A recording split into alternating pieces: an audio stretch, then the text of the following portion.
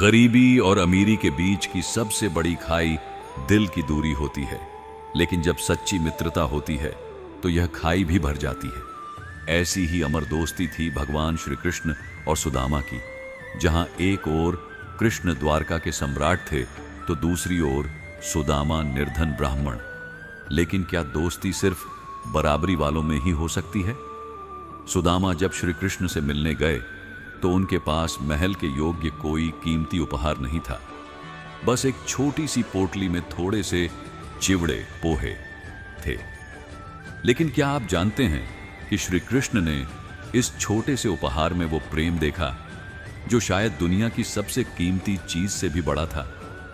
आइए जानते हैं सच्ची दोस्ती, भक्ति और कर्म से जुड़ी इस प्रेरणादायक कथा को, जो हमारे जीवन के हर रिश्ते में नई सीख दे सकती है। सुदामा एक विद्वान ब्राह्मण थे, लेकिन गरीबी उनके जीवन का अभिन्न हिस्सा थी।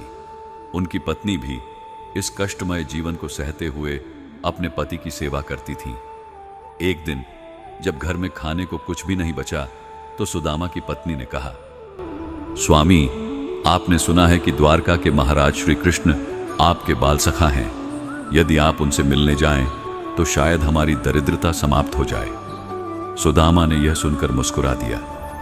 प्रिय, मित्रता में स्वार्थ नहीं होना चाहिए, लेकिन यदि कृष्ण मुझसे मिलेंगे तो वह मेरी आत्मा को जरूर तृप्त करेंगे। पत्नी ने बड़े प्रेम से थोड़े से चिवड़े पोहे एक कपड़े में बांध दिए और सुदामा द्वारका के लिए निकल पड़े। जब सुदामा द्वारका पहुंचे तो उन्होंने देखा कि पूरी नगरी सोने चांदी से जड़ी हुई है।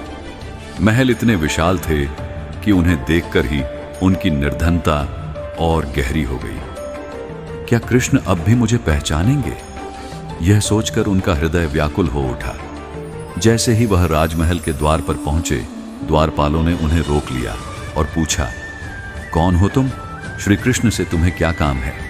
सुदामा ने धीमे स्वर में कहा, मैं उनका मित्र सुदामा हूं। द्वारपालों को यकीन नहीं हुआ, लेकिन जैसे ही श्री कृष्ण को यह सूचना मिली, वे नंगे पैर दौड़ते हुए आए और सुदामा को गले से लगा लिया।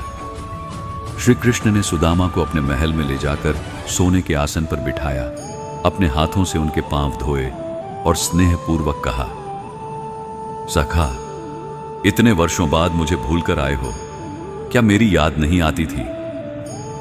सुदामा की आंखों से अश्रुधारा बह निकली।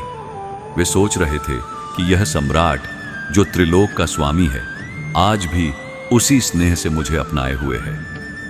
श्री कृष्ण ने उनकी पोटली देखी और चुटकी लेते हुए बोले, मुझे नहीं दोगे? इतने प्रेम से बांधकर लाए हो तो यह मेरे लिए अनमोल होगा। सुदामा संकोच में पड़ गए। वह क्या दें इस राजाधिराज को? लेकिन कृष्ण ने स्वयं ही पोटली खोली और प्रेम पूर्वक चिवड़े खा लिए। सुदामा बिना कुछ मांगे ही लौट आए।